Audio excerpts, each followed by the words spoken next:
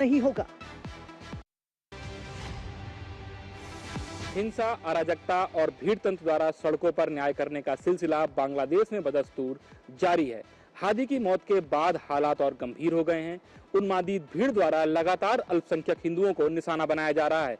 भारत सरकार ने कड़ा रुख अपनाते हुए कहा है कि वो मामले पर नजर बनाए हुए हैं और बांग्लादेश से अपेक्षा करते हैं कि वो हिंदुओं की सुरक्षा और दोषियों के खिलाफ कड़ी कार्रवाई करेंगे।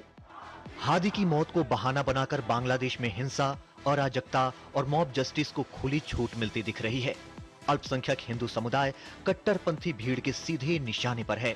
इसी उन्मादी माहौल में इश्निंदा का मनगढ़ंत आरोप लगाकर हिंदू युवक दीपू चंद्र दास को सरेआम चौक पर लटकाकर पीट कर हत्या कर दी गई और शव को चौराहे पर ही जला दिया गया।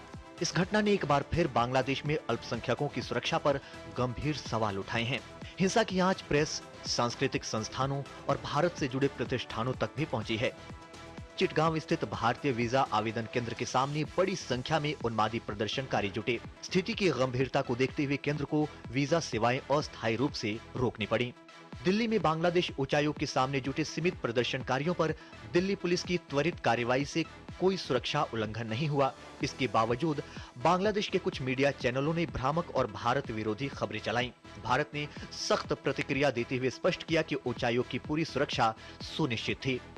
दीपू चंद्र दास की हत्या पर भारत ने दोषियों को सजा दिलाने की मांग दोहराई। जांच में बांग्लादेश के सुरक्षा प्रमुख ने साफ किया कि दीपू पर इश्निंदा का कोई सबूत नहीं मिला। तस्लीमा नसरीन ने अपने सोशल मीडिया पोस्ट में लिखा, देश भर में एक जिहादी की मौत पर मातम मनाया गया, लेकिन दीपू चंद्र दास की बर्बर हत्या पर समाज और सत्ता दोनों खामोश रहे।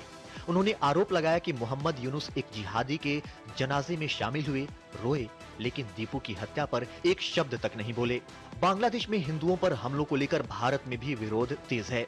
वाराणसी, त्रिपुरा, कानपुर और सिलीगुड़ी में प्रदर्शन हुए। दिल्ली में जेएनयू के भीतर एबीवीपी ने प्रदर्शन कर बांग्लादेश सरकार के खिलाफ नारे लगाए और पुतले जलाए। एबीवीपी ने केंद्र सरकार से कूटनीतिक हस्तक्षेप और सख्त कार्रवाई की मांग की है। हादी की मौत के बाद बांग्लादेश में जिहाद के नाम पर हिंसा और भी विभत्स रूप में सामने आई है। अल्पसंख्यक हिंदुओं पर बढ़ते हमले और सरकार की चुप्पी। या तो यूनिस सरकार पूरी तरह असहाय हो चुकी है या तो उसने उन्मादियों के आगे समर्पण कर दिया है। दीपू